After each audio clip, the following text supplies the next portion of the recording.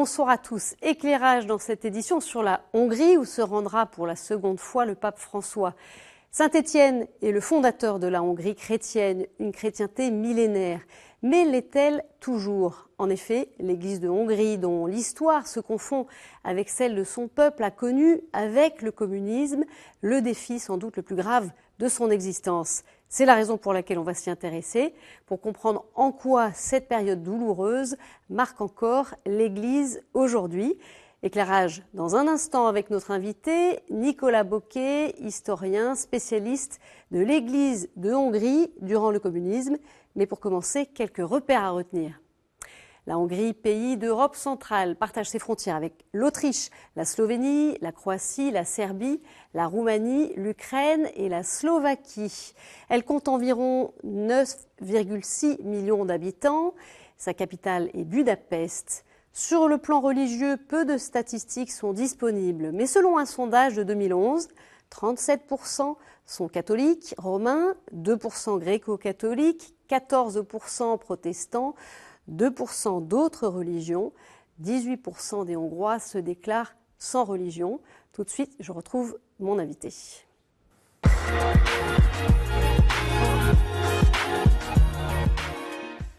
Nicolas Bocquet, bonsoir. Bonsoir. Merci de nous avoir rejoints.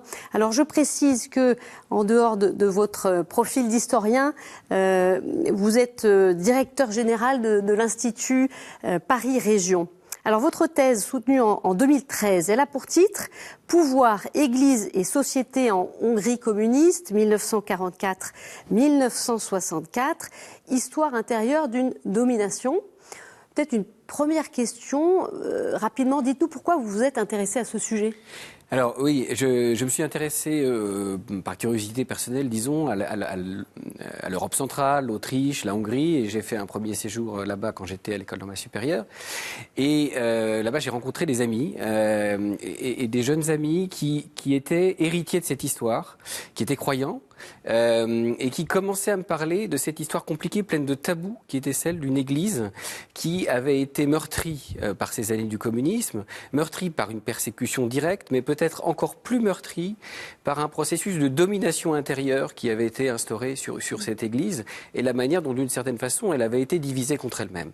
Donc une histoire douloureuse, une histoire encore un peu secrète, et j'ai décidé d'en faire mon sujet de thèse, et donc été un des premiers, au milieu des années 90, à me plonger dans les cartons d'archives du Parti communiste, de l'administration communiste mise en place pour contrôler les églises, dans les archives de l'église et aussi celles de la police politique.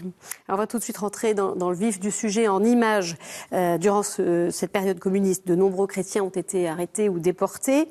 Presque toutes les écoles catholiques et protestantes furent interdites, tout comme les congrégations religieuses. On écoute cet extrait. 2500 moines et 9000 religieuses doivent quitter les ordres.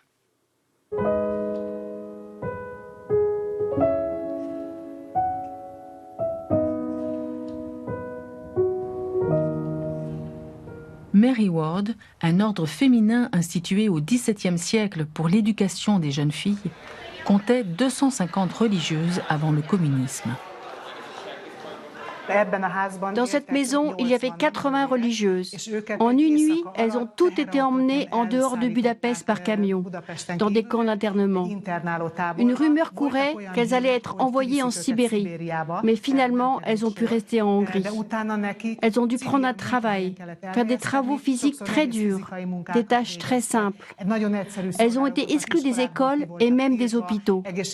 Leur avenir était très, très incertain. Voilà un extrait du documentaire que je vous invite à regarder sur notre site et qui passe ces jours-ci sur KTO, l'identité chrétienne des Hongrois. Dites-nous, alors cette période, elle s'est étalée sur plus de 40 ans. Dites-nous dans les grandes lignes, quelles sont les grandes étapes du communisme dans les relations Église-État ? Oui, alors les images qu'on vient de voir sont des images qui, disons, sont relatives, on va dire, aux années les plus dures. 1948-1953, c'est vraiment l'apogée de la dictature stalinienne en Hongrie. Cette période très dure va durer jusqu'en 1956, avec effectivement un certain nombre de persécutions, les fermetures d'écoles, et beaucoup d'arrestations, la plus emblématique étant évidemment celle en décembre 1948 du cardinal Mindszenty. Donc on est dans une période de répression très dure. Attention, on n'est pas non plus en Union soviétique, donc les églises ne sont pas fermées. Il y a une liberté de culte. Il y a une liberté de culte qui est limitée, mais qui est réelle. Et puis, voilà, ces sœurs ne sont pas déportées en Sibérie. Donc on n'est pas sur des milliers de morts, on est sur une répression très dure, beaucoup d'emprisonnements, beaucoup de procès. Et des procès staliniens. On est dans une période de mise en scène, de propagande, de choc d'un monde, de prise de possession du monde par l'idéologie communiste, dans un duel et dans un combat extrêmement dur avec l'Église. Paradoxalement, et c'est un peu ce que j'ai trouvé, moi, en m'intéressant à cette période, c'est que c'est une période extrêmement dure, mais finalement, c'est une période où la domination communiste reste à la surface des choses. C'est-à-dire ? Elle reste à la surface de l'Église institutionnelle, du clergé, mais le clergé a cette capacité de résistance, je dirais, de préserver le secret, de préserver des modes de fonctionnement en son sein, qui font que finalement, le parti n'est pas réellement capable de prendre le pouvoir. Et dans le clergé, on identifie toujours très bien les prêtres collaborateurs, qui sont ceux à qui le pouvoir peut donner un certain nombre de positions, mais qui, au fond, ne sont pas respectés et n'exercent pas véritablement d'autorité. Et de la même façon, au sein de la société, on est dans une période d'affrontement très dur, mais où la société catholique garde une forte cohésion. On en a des témoignages parce que des chercheurs ont recueilli en 1956 la parole d'Hongrois qui fuyaient, qui racontaient ces années, et notamment d'enfants qui racontaient ce qui se passait dans les cours de récréation. Et bien souvent dans la cour de récréation, c'est le fils du communiste local qui est persécuté par ses camarades, qui continue largement d'aller au catéchisme, d'aller à la messe. Et donc je dirais qu'il y a une forme de résistance sociale très forte, même si bien sûr il faut baisser la tête, et même si le pouvoir est clairement du côté communiste. Cette résistance, il y a un basculement après ? Alors, ce qui est très intéressant, c'est que le moment 56, qui est un moment absolument clé, la révolution d'octobre 56, c'est le moment où ces réalités sociales éclatent au grand jour. Voilà. Et où, je dirais, cette fine pellicule de domination communiste éclate, disparaît du jour au lendemain. Et malgré toute sa violence, on voit qu'elle n'a pas complètement, en réalité, pénétré les structures sociales. Donc, l'Église n'a pas été à l'origine de la révolution de 56, mais on a tout de suite vu, dans le retour du clergé, dans le retour des grandes cérémonies religieuses, dans le retour de cette société catholique et des fidèles, en fait, l'expression du fait que finalement cette domination était restée largement superficielle. Ce qui va se passer à partir de ce moment-là, à partir de 56, de la répression, de la conscience d'avoir été totalement abandonné, et donc il n'y aura pas, je dirais, issue au communisme. Il n'y a pas d'issue. Voilà. Et donc il faut vivre avec cette réalité-là qui s'impose. Et c'est à partir de 1958 que le pouvoir va mettre en œuvre cette tactique qui va là permettre une réelle destruction de la vie religieuse et de l'Église en Hongrie, avec cette capacité de l'État à retourner l'Église contre elle-même. Elle va d'abord retourner les évêques contre leurs séminaristes en 1958, des séminaristes à Budapest qui refusent de participer à des cérémonies avec des prêtres excommuniés, et donc 57 séminaristes vont être exclus par les évêques eux-mêmes. En 1960-61, de grandes vagues à nouveau d'arrestations qui visent la vie religieuse clandestine, et des évêques qui vont prendre en charge eux-mêmes la répression en leur sein et la mise en conformité avec cet espoir que tous ces gages donnés au pouvoir permettront la survie de l'Église. Elles vont permettre une survie institutionnelle, et on voit un petit peu la tendance des institutions ecclésiastiques à certains moments privilégier leur survie propre par rapport à ce qu'on pourrait appeler les besoins du peuple de Dieu. En tous les cas, il y a ce choix qui est fait, choix évidemment contraint par la violence et par une répression, par une pression psychologique très forte sur les évêques à ce moment-là. Et puis, le fait majeur, c'est que ce choix fondamental va être également celui du Vatican à partir de 1964 et la signature le 15 avril 1964 de cet accord, appelé accord partiel. Qui porte sur quoi ? Qui porte essentiellement sur la nomination des évêques. Toujours dans une négociation, on le voit en Chine aujourd'hui, le facteur clé, c'est la nomination des évêques. Et pas d'église souterraine. Exactement. De facto, éviter un scénario à la chinoise. À la chinoise, ou en l'occurrence, ce qui se profile déjà en Tchécoslovaquie, C'est-à-dire, effectivement, une église souterraine, du coup, qui est difficile à contrôler. Et le choix qui est fait, c'est le choix de permettre, grosso modo, au pouvoir de choisir les évêques et, en contrepartie, d'assurer la survie de l'église institutionnelle. Au détriment, évidemment, de la vie spirituelle de l'Église hongroise, puisque le drame, c'est que ces prêtres ou ces religieux qui, en 1960-1961, sont arrêtés et comparaissent devant le tribunal en disant « moi, je reste fidèle au pape », eh bien, quelques années plus tard, c'est le Vatican lui-même qui leur dit « non, il faut rentrer dans le rang, il faut obéir, il faut en passer par je dirais, cette acceptation de la domination et donc quelque part un déchirement intérieur très fort et du coup je dirais ce que j'appellerais quand même un poison dans la vie spirituelle hongroise à la différence des deux autres scénarios. Le scénario polonais où on a encore une église institutionnelle très forte, très cohérente avec évidemment un appui du Vatican toujours dans un affrontement d'institution à institution avec le Parti communiste et puis un scénario tchécoslovaque où au contraire on a une église institutionnelle très détruite et des communautés souterraines très vivantes avec des ordinations clandestines et tout un bouillonnement et là, à la différence de la Hongrie, cette vie religieuse, cette vie spirituelle va alimenter la renaissance d'une société civile. Et finalement, c'est en Tchécoslovaquie, paradoxe, puisque c'est une société au départ beaucoup moins religieuse, que ce ferment spirituel va nourrir la remise en cause du régime dans les années 80. Donc en tout cas, l'approche du Saint-Siège, l'os politique vis-à-vis de la Hongrie, c'est quelque chose de tout à fait établi avec l'État. Il y a des tendances différentes qui coexistent au sein de l'Église, dans l'épiscopat hongrois à l'époque. Il y a aussi des tendances sans doute variées à Rome. Face à tout ça, il y a une figure qui émerge, vous l'évoquiez tout à l'heure, c'est le cardinal Mindszenty. Tout d'abord, qui était-il ? Alors, le cardinal Mindszenty, c'est une figure très intéressante. C'est un curé de campagne qui est nommé curé en 1919 dans l'ouest de la Hongrie, qui est un organisateur extraordinaire. Il fait penser à un certain nombre de figures du clergé français du 19e siècle, un petit peu l'abbé Burguet de Montligeon, qui donc fait preuve d'une activité pastorale très forte et qui est donc nommé, en plein milieu de la Deuxième Guerre mondiale, évêque de Veszprém. Et donc une figure courageuse à bien des égards, très marquante, très clivante aussi. Et d'une certaine façon, Mindszenty, qui aujourd'hui émerge comme cette figure un petit peu marquante de l'Église hongroise, oui, elle masque est ouverte. Elle masque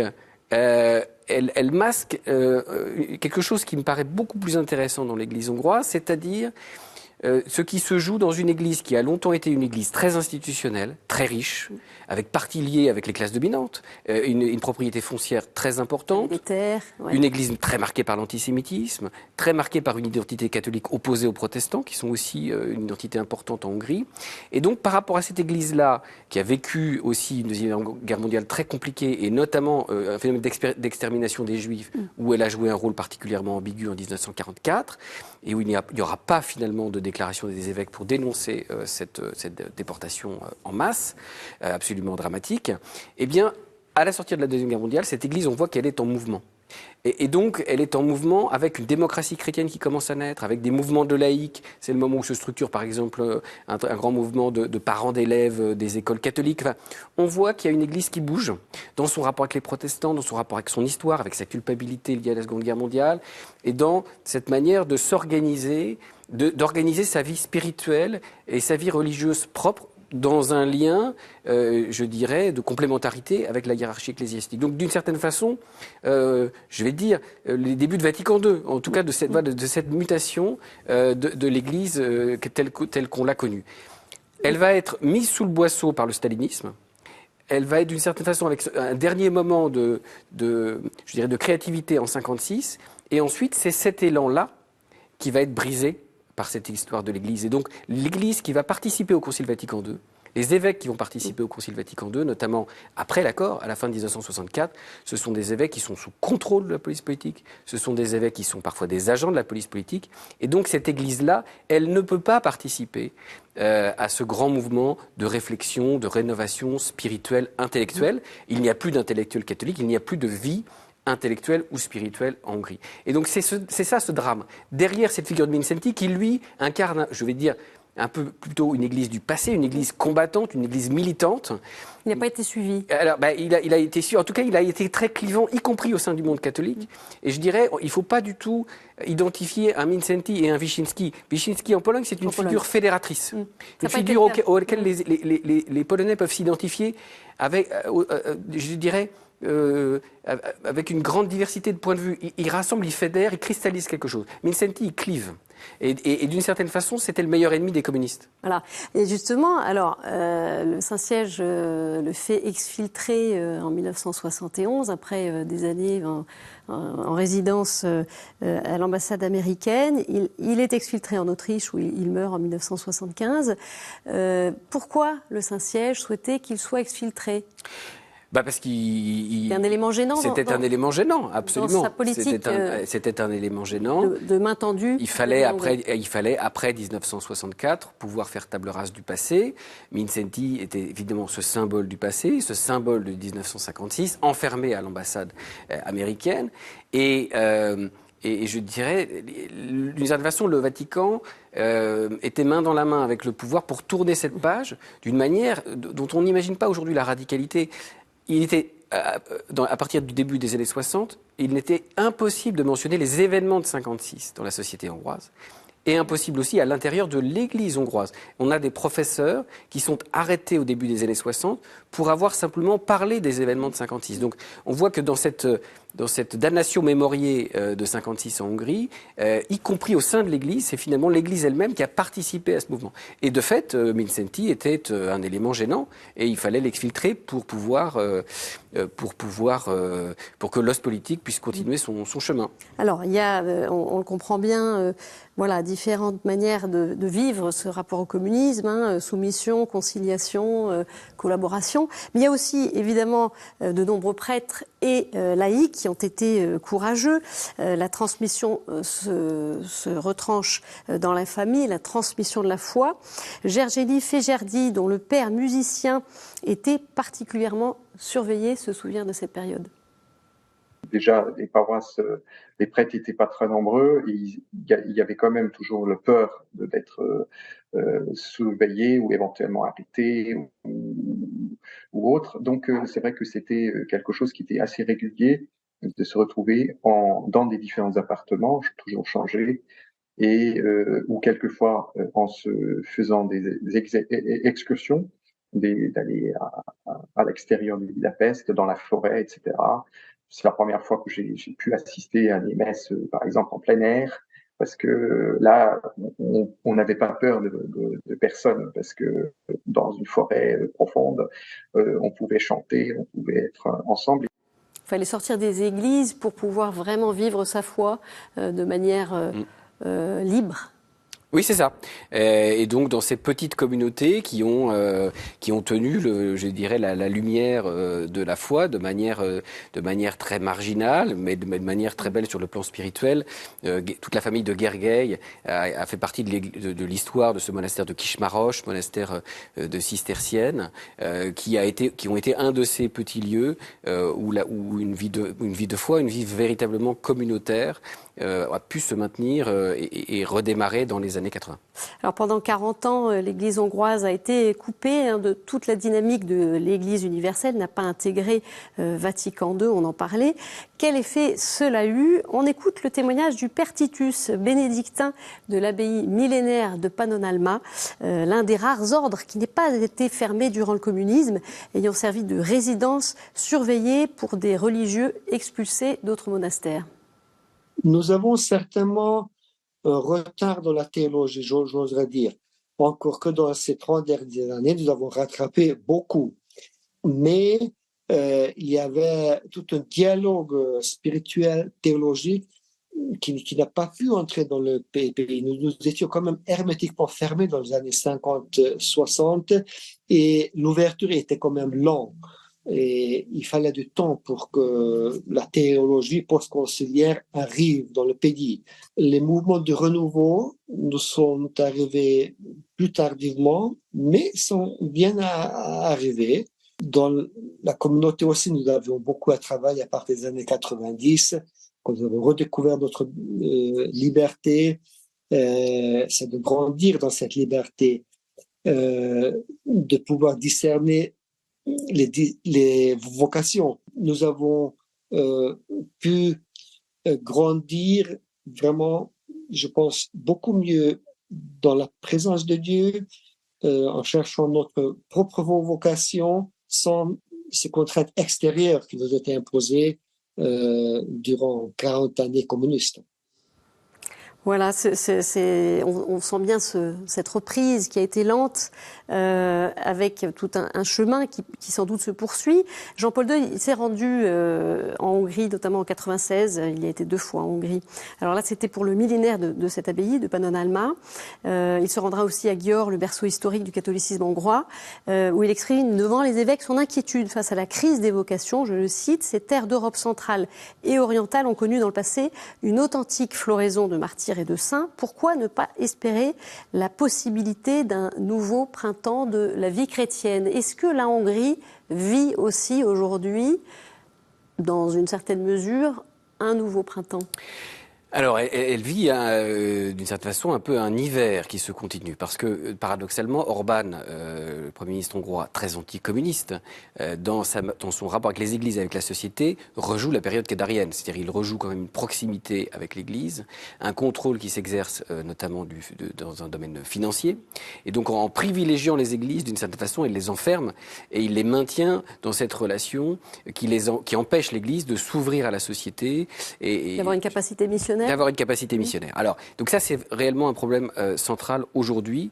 Il y a évidemment, je dirais, des sources d'espérance. Il y a des lieux qui bougent. Il y a des petites communautés. Il y a des ordres religieux, les Salésiens, les Jésuites, où il y a des choses très fortes qui se vivent. Il y a une nouvelle génération d'évêques, parce qu'il faut bien comprendre que les évêques des années 90, c'est ceux qui sont hérités du système. Donc, ils sont très peu pastoraux. Ils sont très politiques dans un sens pas forcément extrêmement positif. Il y a aujourd'hui, notamment depuis l'arrivée de Pape François, des nominations d'évêques d'une nouvelle génération, beaucoup plus pastoraux, plus spirituels. L'abbaye de Pannonhalma, dont on vient de parler, est aussi un lieu spirituel, et de là peut se reconstruire une autre église qui reprendrait son chemin. C'est vraiment ce qu'on peut espérer, mais l'héritage du passé est encore lourd.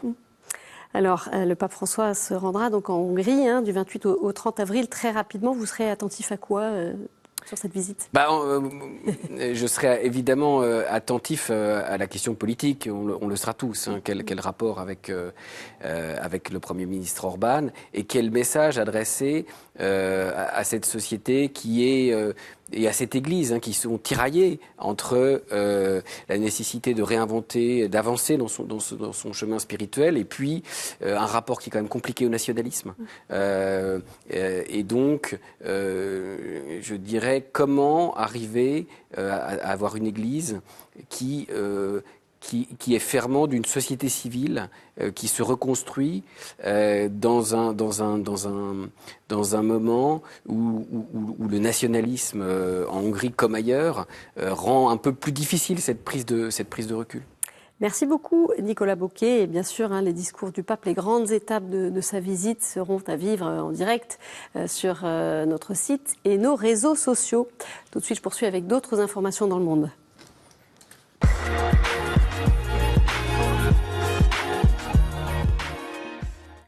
Au Soudan, explosions et tirs ont continué jeudi 20 avril à déchirer la capitale Khartoum au 6e jour des combats entre l'armée soudanaise et les paramilitaires. Des violences qui terrorisent la population contrainte de se terrer chez elle. Comme les missionnaires comboniens, on a pu joindre l'un d'eux à Khartoum. On l'écoute. Et jusqu'à présent, il y a beaucoup de gens qui sont jusqu'à présent enfermés dans leur maison.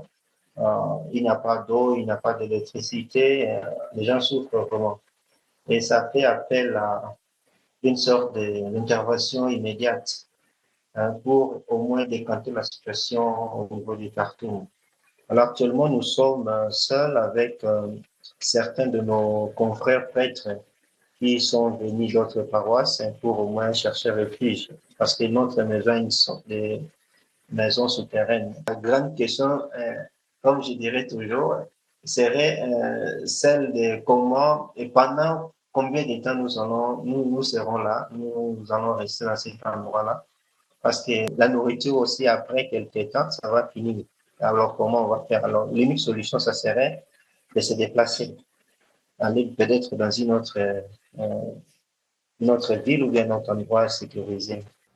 À partir de 2024, les églises du Moyen-Orient célébreront chaque 22 avril la journée œcuménique pour les personnes enlevées et disparues de force.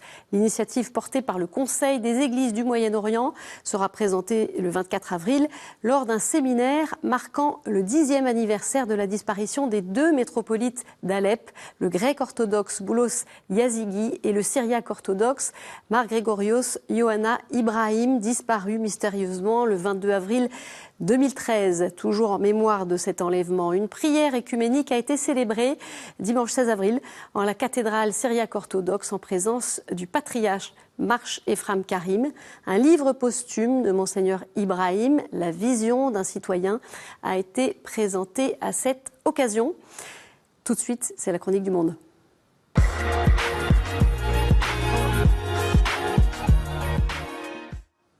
Et l'on retrouve Sœur Juliette Ngueta, religieuse du Sacré-Cœur de Jésus au Tchad, à N'Djamena.